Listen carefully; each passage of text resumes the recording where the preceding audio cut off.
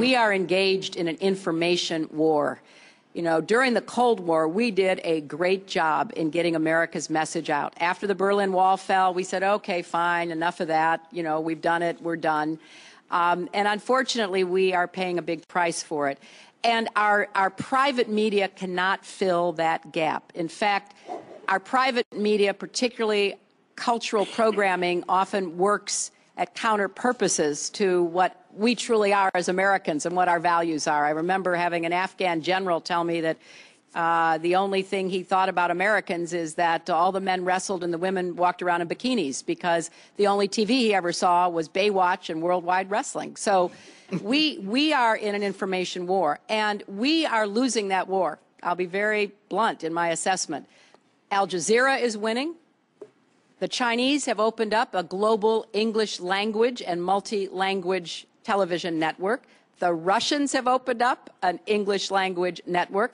There are, of course, those who do not want us to speak. Let me think, just let me think. In fact, even now, orders are being shouted into telephones, and men with guns will soon be on their way. It's Chancellor Sutler. Damn it. Why? Because while the truncheon may be used in lieu of conversation, words will always retain their power. Words offer the means to meaning, and for those who will listen, the enunciation of truth. And the truth is, there is something terribly wrong with this country, isn't there? But ultimately, I think somebody said the other day, I am president, I am not king. I can't do these things just by myself. We have a system of government that requires the Congress to work with the executive branch to make it happen. I'm committed to making it happen, but I've got to have some partners to do it. Well, here's what we're going to do. We're going to see how well we do in this election.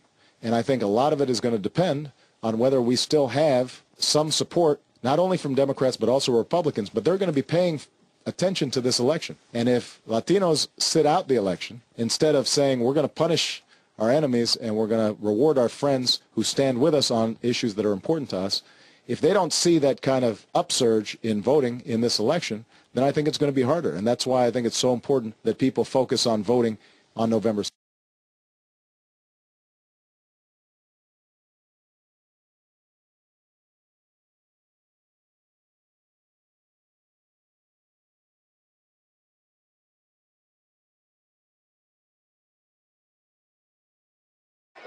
How should I know? I'm retarded.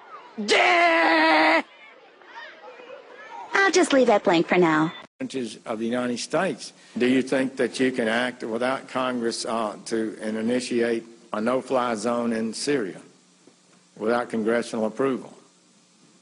You know, again, our goal would be to seek international permission, and we would come to the Congress and inform you and determine how best to approach this, whether or not we would want to get permission from the Congress. I think those are issues we would have to discuss as we decide what to do here.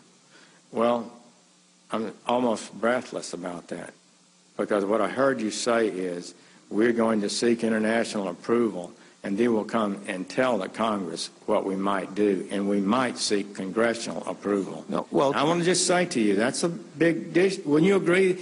You've served in the Congress. Yeah.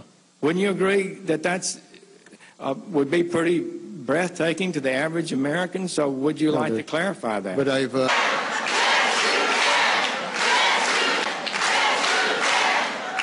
But believe me, the idea of doing things on my own is very tempting.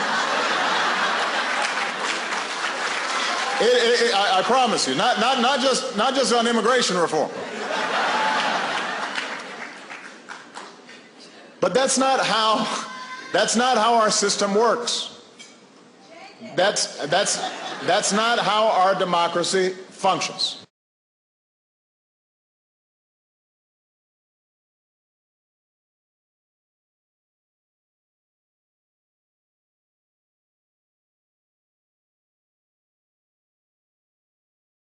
So this is how liberty dies, with thunderous applause.